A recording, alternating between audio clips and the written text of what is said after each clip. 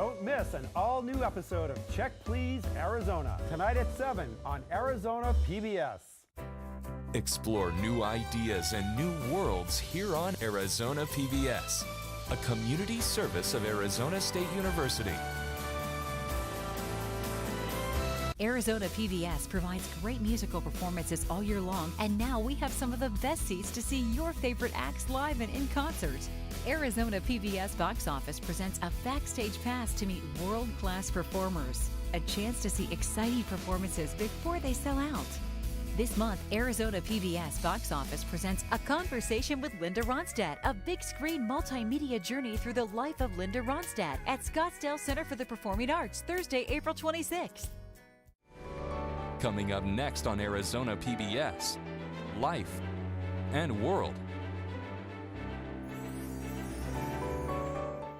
Your favorite PBS shows, ready to watch when you are. Anytime, any place.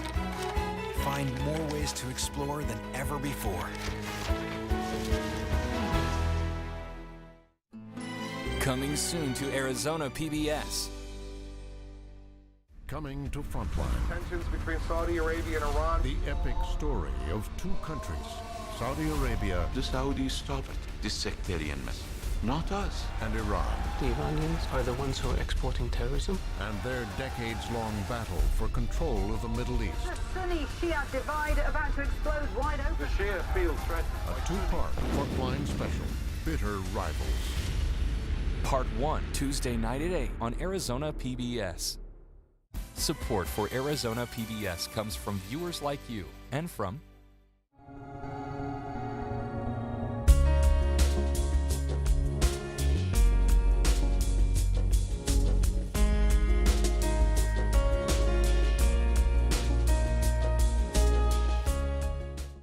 Hospice of the Valley, medical, social, and spiritual care for patients nearing end of life, and support for their families.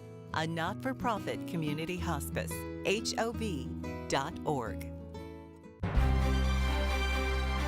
From the Cronkite Studios in downtown Phoenix, this is Cronkite News. 4 bills up, 4 bills down. The immigration debate comes to a grinding halt at the nation's capital. And will there be a Democratic switch in politics here in Arizona? If and when State 48 will turn blue. How a House bill could protect LGBT communities across Arizona, but only if it's heard by the deadline. Cronkite News starts now. Good evening and welcome to Cronkite News on Arizona PBS. I'm Nicole Costantino. And I'm Gabriel Camino. Thank you for joining us. Back to square one on immigration reform. The Senate rejected 4 separate bills, including the bipartisan bill that seemed ready to pass. The compromise would have provided a 10 to 12-year path to citizenship for recipients of deferred action for childhood arrivals, as well as support funding for President Trump's desired border wall. This is the compromise, but I do think that it'll get support of almost everybody in there. But a White House statement threatening veto may have helped sink the bill. On Twitter, President Trump called the Senate compromise, quote, a total catastrophe, saying it would create a giant amnesty. Attorney General Jeff Sessions also spoke out against the compromise. I believe the American people are right, just, and decent. And what do they want? They've asked their government for a lawful system of immigration that serves the national interest. The last plan rejected, the president's own bill, which leaves the immigration debate gridlocked and dreamers in limbo. It's a day of mourning across the country as another school massacre left 17 dead and 14 wounded yesterday afternoon. New harrowing details have emerged about the mass shooting at Marjorie Stoneman Douglas High School in Parkland, Florida. We're learning the names of several victims. The suspected shooter, Nicholas Cruz, is charged with 17 counts of premeditated murder and is being held without bond. It is reported Cruz was a member of a white supremacist group in the area. This is the 18th school shooting to happen so far in 2018. President Donald Trump spoke to school children, teachers, and families in the wake of the Florida school shooting. No child, no teacher should ever be in danger in an American school. No parent should ever have to fear for their sons and daughters when they kiss them goodbye in the morning.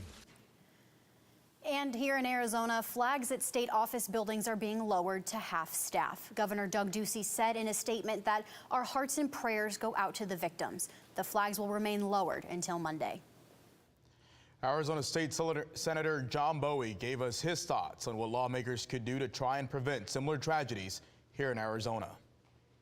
I don't think there's much appetite for addressing that given our current state legislature, but I think common sense gun safety reform is something that the vast majority of Arizonans support, and I think it's something we should take a look at as these shootings and these tragedies become more and more commonplace. Also at the state capitol, House Bill 2586 remains in limbo as Arizona legislatures decide to bring it up to vote or not. Cronkite News reporter Alexis Burdine covered the bill and what it means for the LGBT community. Alexis? If passed, the anti-discrimination bill would provide protections for the LGBT community in the entire state. I tried to speak with those on both sides of this issue. With 1 day to go for a vote, the future of HB 2586 remains uncertain. Democratic State Representative Tony Navarrete is one of the legislators who introduced the bill. This is a bill that many cities are asking for. We have cities already taking the lead on. Those cities include Phoenix, Tempe, Flagstaff, Sedona, Chandler, and Tucson. But this would be the first time protections for LGBT members would be made a statewide law. When introduced, the bill seemed to have bipartisan support. However, it has one more chance to get a hearing in the House Judiciary Committee before the deadline to hear proposals. However, Chairman Representative Eddie Farnsworth from Gilbert said he would probably not grant it because he disagreed with the proposal. The Center for American Progress says that nationally, the cost of LGBT workplace discrimination is an estimated $64 billion. This number comes from the replacement costs associated with losing workers. And according to data from the Movement Advancement Project, 20 states and the District of Columbia have already passed similar laws prohibiting employment discrimination based on sexual orientation and gender identity. When we look at states where we compete regularly for talent attraction and business expansion, the vast majority of those states have already updated their statewide policies. We want to welcome all people to come and do business in Arizona. But when we do not want to even hear a bill that can really put Arizona in a much better light when we're talking about openness and diversity. I tried to reach Representative Farnsworth numerous times and also talked to other legislators who may oppose the bill. But as of this broadcast, no one had responded. Friday is the deadline to vote on this bill. From the Broadcast Center, Alexis Burdine, Cronkite News. Arizona, a state that is 1/3 Latino, hasn't had a statewide elected official with a Hispanic last name in 40 years. Democratic gubernatorial candidate David Garcia is looking to change that this fall. Garcia was in Washington this week, where Cronkite News reporter Shelby Lindsay caught up with him. David Garcia is Hispanic and a Democrat, two things that would normally work against him in Arizona. But in 2018, he's using both to his advantage. Latinos have had to play defense for a couple decades now. We've had to come out and vote against Joe Arpaio, vote against Senate Bill 1070. When was the last time Latinos had something to vote for? Garcia believes he can bring voters to the polls by giving them something to vote for and not against. You can't broadcast that energy. It's already harnessed out there in Arizona. It's happening, and it's going to be a huge part of, like I said, what gets us over the top. Current Governor Doug Ducey has a commanding lead over Garcia in finances, but the Democrat says his message is resonating with individual donors. We have a rigged economy and a rigged government in Arizona. It's working for a few people at the top. It's not working for most of Arizona, and so we're going to change that. Political analyst Jeffrey Skelly agrees that there are things in Garcia's favor, but says he faces significant hurdles too, not the least of which is a high-profile Senate race that will draw attention from the governor's election. So the governor's race, if you're a Democrat trying to fundraise, that's going to steal some of your thunder. In Arizona specifically, no incumbent governor has lost in Arizona since 1966. Garcia hopes to increase voter turnout and hammer down on issues of health care, immigration, and redistricting. There's thousands of teachers and bus drivers and sanitation workers who are ready to change Arizona. It is that grassroots energy that we're going to tap into. In Washington, Shelby Lindsay, Cronkite News. Garcia was in Washington this week along with Democratic gubernatorial candidates from Florida and Georgia to receive the endorsement of People for the American Way. Chronic pain is what drives many narcotic users to opioids. Dr. Mel Pohl addressed the Arizona Opioid Summit today to share ways to ease pain without running to medicine. Kicking off the second day of the summit, Pohl discussed how people have turned to opioids to help ease pain that they're feeling. But he wants healthcare to explore other ways to treat pain, like yoga, massages, therapy, and most importantly, mindfulness. Mindfulness is meditating and breathing to help patients focus on the thoughts and feelings behind their pain. Pohl says it's free and it works. My favorite part of treatment is watching the attitude shift, watching the light return to somebody's eyes who's been dulled for decades, to watch hope return, to see that they really feel like they can live a better life. Pohl says he's optimistic the country is going to be out of the opioid epidemic in the next decade. Overprescribing painkillers is one of the issues driving the opioid crisis, Attorney General Jeff Sessions said in a speech to the major county sheriffs of America today. Cronkite News reporter Austin Bunny spoke with an Arizona sheriff who attended the address. Sessions encouraged the major county sheriffs of America to get tough on doctors who overprescribe painkillers, promising that the Justice Department will continue to aid communities combating the crisis. But I've been stunned by the number of doctors that are criminally overprescribing and being indicted, and we're going to have a lot more indicted. Pima County Sheriff Mark Napier welcomed the Attorney General's message today, but said the federal government isn't doing enough to financially support local law enforcement in fighting the battle. The opioid crisis, we're simply not seeing that money trickle down to the local level where local sheriffs and local elected officials can say, this is the problem in our county, this is where we need to put those monies to use. President Donald Trump declared the opioid crisis a national health emergency last year, and Arizona Governor Doug Ducey in January called for a special session of the legislature to address that emergency. But so far, no changes to policy or funding have occurred on the federal level. Sessions today called on sheriffs to continue enforcing laws and getting criminals off the streets in regards to opioids, but Napier thinks more good can be done through education instead of pure enforcement. We don't want stability in this problem, and it's not going to be simply an enforcement approach. We cannot arrest our way through this problem. In Washington, Austin Bundy, Cronkite News.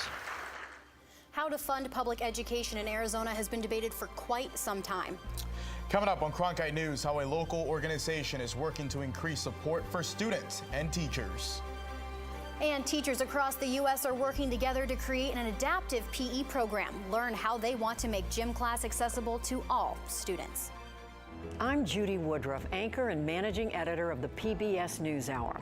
The journalists of tomorrow face a fast-changing media landscape, but quality news remains vitally important to our communities, our country, and our world. At ASU's Walter Cronkite School of Journalism and Mass Communication, students learn solid, reliable reporting, holding the powerful accountable, and rebuilding the public's trust. The Cronkite School and Arizona PBS, preparing the next generation for a stronger future of journalism.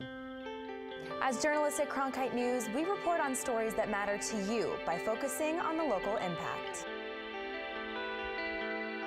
We dig deeper and work tirelessly to keep you informed. Live in Wickenburg. Live in Los Angeles. In Cleveland. In Washington. In Louisville. From Jerusalem. Live in Philadelphia. From around the world to right here in Phoenix. At Cronkite News, we report the facts and stick to the truth.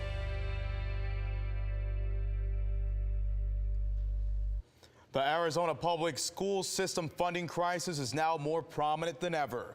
Cronkite News reporter Madison Stark went to the Capitol yesterday as many gathered to lift their voices for education.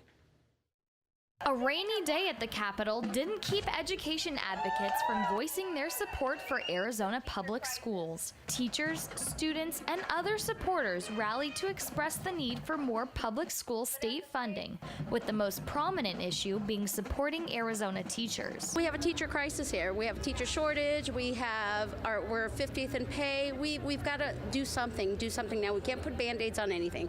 We have to make a difference and to keep teachers in our classrooms and not leaving our state and not leaving our profession. Andrew Simic is a junior at Shadow Ridge High School in Surprise and says he sees the effects of low teacher salaries every day. Well, what I see at school is a lot of educators that really care about children and really care about the future of these kids, but they're having to suffer with very little budgets. They're having to suffer with buying most of their own supplies in class, and you can't do that on a teacher salary. Without proper funding for public schools, education advocates are concerned for future students. We have lots to offer to our students and to our families, but we feel like we're not given a chance sometimes. Arizona kids deserve better than that. We've been below average for far too long, and it's time we step up to the plate and fix it. From the Capitol, Madison Stark, Cronkite News. Public school advocates are urging supporters to schedule meetings with legislators and join the funding fight by signing an online petition through AZ Schools Now. Many physical education teachers from different states gathered to learn how to modify PE curriculum for special needs children today at Ability 360 Gym. Reporter Michaela Moorhead takes a look inside the conference. A new use for the same racket, changing the game of tennis to make it more accessible for students with disabilities. Just one of the demonstrations at the Arizona Health and Physical Education Adapted Physical Education Conference. Adaptive PE is for students with a wide range of disabilities. Dr. Martin Block, keynote speaker, says why this conference is needed. We're not doing a good job of training PE teachers to work with children. They only take one course on disabilities, and that's not enough to really help them be a good PE teacher for kids with disabilities. Teachers at the conference learned how to modify PE activities such as tennis and pickleball. We do kind of very similar to what the elementaries do with the signs, so that way they learn how to transition from station to station, knowing how to play tennis, modifying certain things. Instead of I can't do a forehand, maybe I can do the stop motion. Although not all schools prioritize modifying physical education, Dr. Martin Block says this needs to change. There are strategies we can do, and that we really need to do a better job than we are now and really think about the children with disabilities and their experiences. In Phoenix, Michaela Moorhead, Cronkite News. Arizona Health and Physical Education hosts their 17th annual conference and are already planning next year's. Solar power is an important energy resource here in Arizona. How potential policy changes could affect your solar industry and what a local group is doing to prevent the change. Coming up. And will those rain chances stick around for our weekend? I'll tell you coming up next. Hello from the children of planet Earth. Exploring, it's the lifeblood of the mission. Human beings are a curious bunch. What are we going to see when we get really close? Wow. Just because an idea is crazy, it's not necessarily wrong. We were on our way. You don't get anywhere until you've tested the limits. That carries an intensity you can't imagine. You could hear people just, whoa. Oh my God, absolutely spectacular. It's a rush. We ask a lot of our heroes. We are at a remarkable moment. We're going farther than any exploration ever has.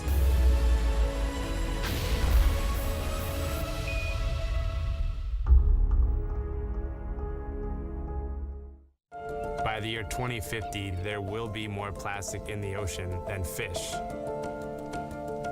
Before Professor Halden, I had an insane amount of passion, but I almost felt helpless because I didn't know how to use it. Professor Halden gave me a chance to make a difference.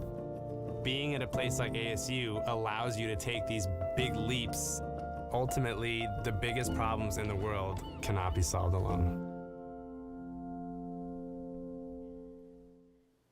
Border wall backers say environmental regulations that get in the way of wall construction should be lifted. A proposal strongly opposed by environmentalists. Now lawmakers are asking if those regulations get in the way of border enforcement and should be lifted as well. Cronkite News reporter Ariana Bustos was at that hearing today in Washington. Nogales rancher Dan Bell argues that the best way to help the environment may be by removing environmental protections to give Border Patrol agents more access. A lot of the problems that we have associated with the environment is a lot of trash and trails that are on the landscape due to illegal immigration that's passing through the area. Bell, the president of the ZZ Cattle Corporation, said illegal immigration makes his land a dumping ground. Brandon Judd, president of the National Border Patrol Council, testified alongside Bell and said agents can stop the cycle before it begins. If you give agents the access that they need, we can stop that, which will actually protect these lands a great deal more than what we're currently doing.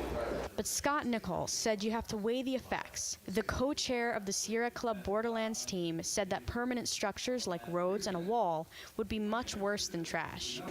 It's a matter of degree.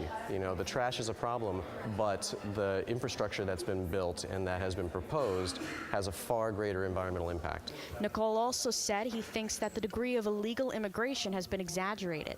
Apprehensions have been declining steadily year upon year for a number of years now. We're at the lowest level since the 1970s. So the broader argument that we have to throw everything at the border, we have to inflict all these impacts upon the border, it doesn't have an empirical basis. Bell disagrees. It's not exaggerated. They're coming through, and they're coming through the remote areas where we have increased border security. They are using the areas that are more remote now, and so it is still a problem, and it'll continue to be a problem. So that's why we need to keep pushing forward. In Washington, Adriana Bustos, Cronkite News. The Valley of the Sun could be doing more to capitalize on that sunshine. An environmental advocacy group spoke at the state capitol this morning, to raise awareness for the importance of renewable energy in our state. Cronkite News reporter Nicole Hernandez takes us to the Capitol. A cloudy day at the Capitol did not stop the Defend Our Future nonprofit from hosting a discussion about solar energy. And Arizona is very uniquely positioned to be able to use solar energy. The state's expansive desert and nearly year-round sunshine means high energy potential from the sun. In 2016, solar power made up 40% of Arizona's renewable energy, according to the U.S. Energy Information Administration. The EPA has played a great role in increasing availability and supporting the wider use of renewable energy and solar power, but our current policies are taking us backwards. Defend Our Future opposes, among other things, the proposed EPA budget cuts and the 30% tariff on imported solar panels. The group wants students to voice their concerns to their state and federal officials. Unfortunately, what's been going on in the past year on the federal level is keeping us stuck in the past. Despite the recent tariff that the Trump administration put on solar panels and concerns from advocacy groups across the state, one local Arizona solar company is actually not that concerned. In Arizona, with so much policy changes that have happened, that one change isn't going to be a drastic change to what we do in our business. American Solar and Roofing has been in business for 17 years, but Sites has seen other companies struggle recently. Over the last few years, we've seen, unfortunately, a downturn in the market just because of some policies. So there are a lot of solar integrators that are no longer here. Renewable energy policy changes are nothing new for industry natives. However, experts agree that Arizona is not fully capitalizing on its solar potential. In Phoenix, Nicole Hernandez, Cronkite News. There are an average of about 300 sunny days annually in the state of Arizona, making it one of the sunniest states in the nation. We've seen rain and chilly temperatures all week here in the valley. How much longer will our temperatures stay in the 60s? Nicole is in the weather tracking the latest for us. Nicole? Yeah, Gabe, we've actually had some weather to be tracking recently with a lot of rainfall, and here are your rainfall totals. And with that rain has brought some cooler temperatures for your bus stop forecast tomorrow when you're dropping those kiddos off. Going to be about 48 degrees, but with a higher dew point at 42. So you're going to want to bring a jacket, and then it's going to be a little sticky throughout the day when you pick them up at about 3 p.m., 2 p.m., 4 p.m. Let's look at our valley highs for tomorrow. 70 degrees here in Phoenix, 69 in Scottsdale, 67 in Cave Creek, down in Queen Creek about 69, and in Surprise 68 degrees. So with this weather system that we've seen, it's going to be moving east. So as that's moving east, some drier temperatures and drier air is going to be moving west. So what that means is it's going to bring some clearer skies for the Valley of the Sun. Let's take a look at your 7-day forecast. Starting out your weekend, we're going to be rising back up into those mid 70s starting on Saturday at about 74. And as we break out into the start of your work week, we're going to be seeing a drop on Tuesday after President's Day into those 60s, but we're going to raise back up into those 70s at the beginning of next week. Have you ever wanted to smash a TV with a hammer? Well, there's a place in the Valley where you can do just that. We'll have an inside look at an unconventional way to relieve stress one swing at a time.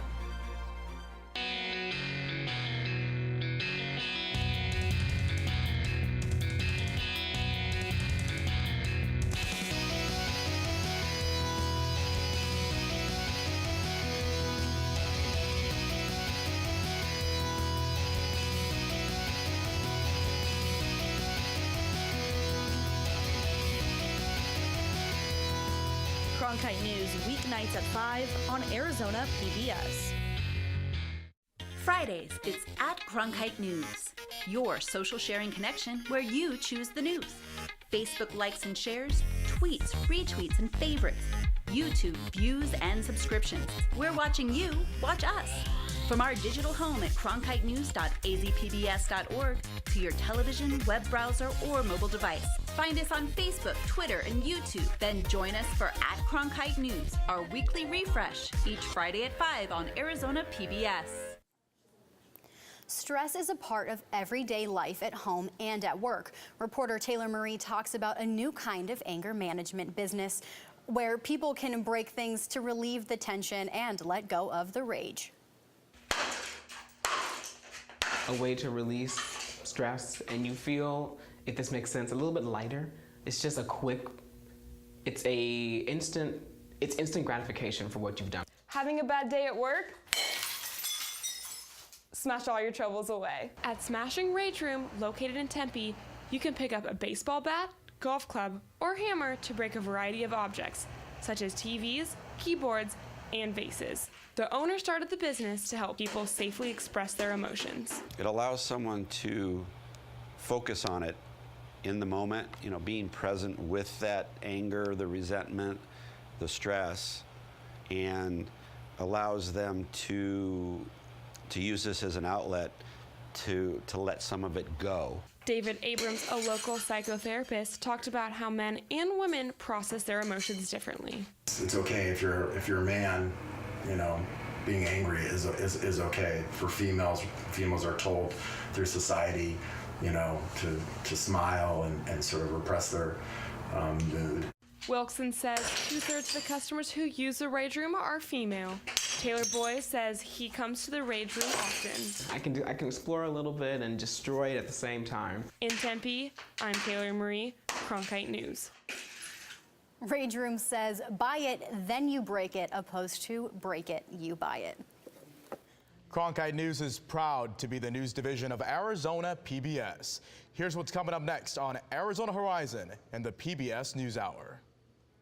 On the next Arizona Horizon, a corporation commissioner talks about his plan to increase clean energy in Arizona. And a pediatrician talks about the link between childhood trauma and adult illness.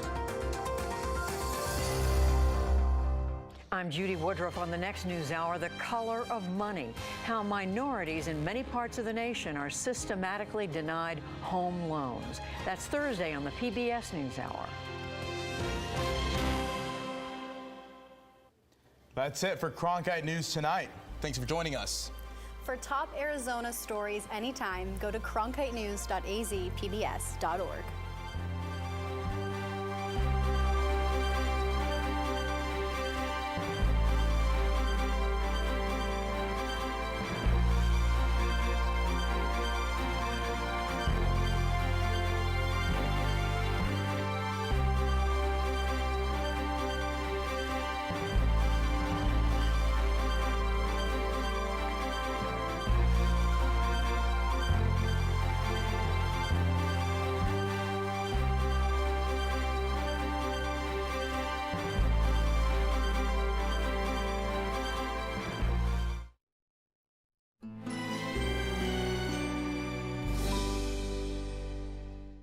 Coming up on Arizona Collectibles.